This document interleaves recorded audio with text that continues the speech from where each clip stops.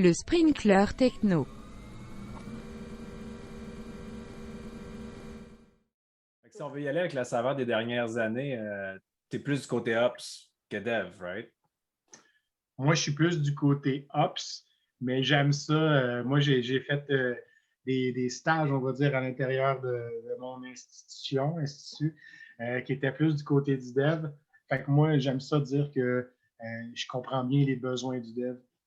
Fait que j'essaie d'être plus proche d'eux autres. Je veux les aider à livrer de la qualité plus rapidement. Puis comment tu fais ça? Ben, ça passe par livrer des environnements, soit des développements en production, plus rapidement, plus facilement. Non, moi, j'avais juste un petit disclaimer à faire. Moi puis Mathieu, ça fait.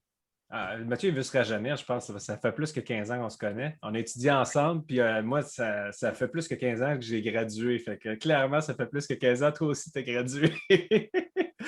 Donc, on est des bons vieux chums d'université. Fait que ça, on a l'air un peu familier, ben, c'est clairement pour ça. Puis tu vois, les 15 premières années, moi, c'était justement en développement. Mathieu, il était, lui, du côté plus middleware, opération et tout. Puis on vivait chacun de notre bord de ce mur-là. Tu sais, avant qu'on commence à parler de DevOps, puis de l'intersection, il faut qu'il y ait entre les deux. Du temps où on packageait une application, on envoyait ça à l'autre bord, puis on ne disait pas qu'on avait besoin d'ouvrir des ports dans le coupe-feu, qu'on avait besoin d'avoir des data sources, qu'on avait besoin de ci, qu'on avait besoin de ça. Mathieu, lui, il recevait l'application de son bord, puis il vivait un calvaire avec ça. Donc, et vice-versa, right? Les développeurs savaient envoyer des affaires à l'autre bord qui pensaient qu'ils étaient corrects. Ça se tournait un code d'erreur, puis ça revenait sans que les gens du côté Ops puissent vraiment opérer dessus parce qu'ils ne comprennent pas exactement ce qui est en train de se passer. Je pense que oui, puis on les aide pas, on les aidait pas toujours, je te dirais, hein, parce que nous, notre job, c'était beaucoup de livrer le middleware. Après ça, mais comment je fais, moi, pour je vais redéployer, je vais reconfigurer telle affaire. Ah, c'est simple, attends un petit peu, je vais t'envoyer la commande, mais c'est pas toujours exactement cette commande-là, il faut que tu prennes. C'était très, très compliqué. Nous, on le savait quand on arrivait aux gens disaient, y a-tu une doc là-dessus? Ah non, non, mais c'est facile, je vais te montrer comment faire. Écoute, c'est pas. Il y avait d'autres choses à faire. Fait que oui, on ne s'aidait pas. Puis, ben, c'est de comprendre finalement qu'est-ce qu'il veut faire un développeur. Ben, il veut pouvoir développer sa fonctionnalité, la tester, donc la déployer, puis la promouvoir en production. On va dire que c'est ça quand c'est dev. Le Ops, c'est sûr que c'est de mettre son infra en place. Puis après ça, ben, le DevOps, c'est comment est-ce que je suis capable de. Que ce soit stable, que ce soit sécuritaire et tout et tout. Ils n'ont pas nécessairement les mêmes objectifs. Pourtant, le méta-objectif, c'est le même. On veut que ça roule en prod puis que le client soit content. Et puis c'est un peu vers là que je voudrais aller, là, juste avant qu'on sorte dans le vif du sujet avec le Code. Là.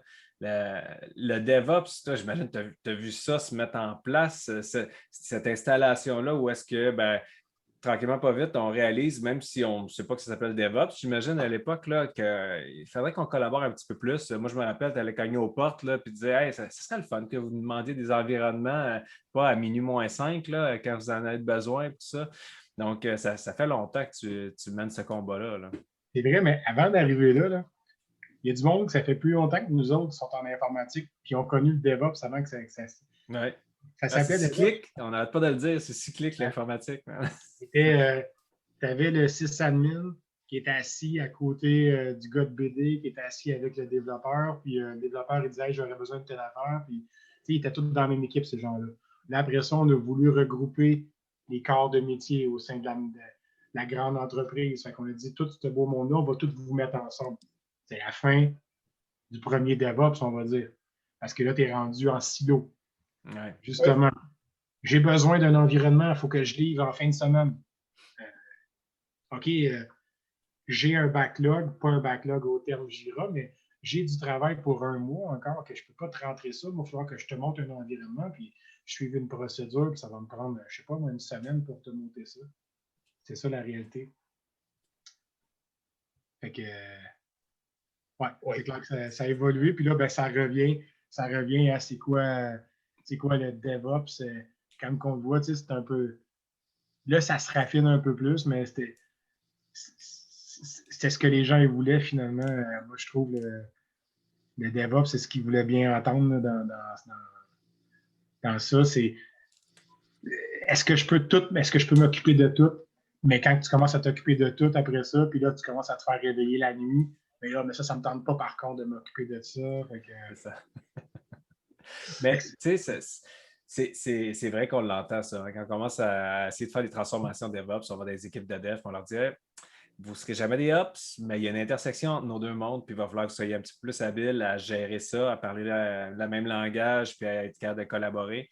Puis ça se peut que ça ne soit pas pire que vous soyez un peu responsable du cycle de vie de votre produit, parce que les autres, ils sont responsables du cycle de vie de leur solution aussi. Tantôt, tu vas parler probablement de pipeline puis de tout ce que vous faites de votre côté. Donc, c'est un peu normal que tu supportes ce que tu génères puis ce que tu envoies dans le monde.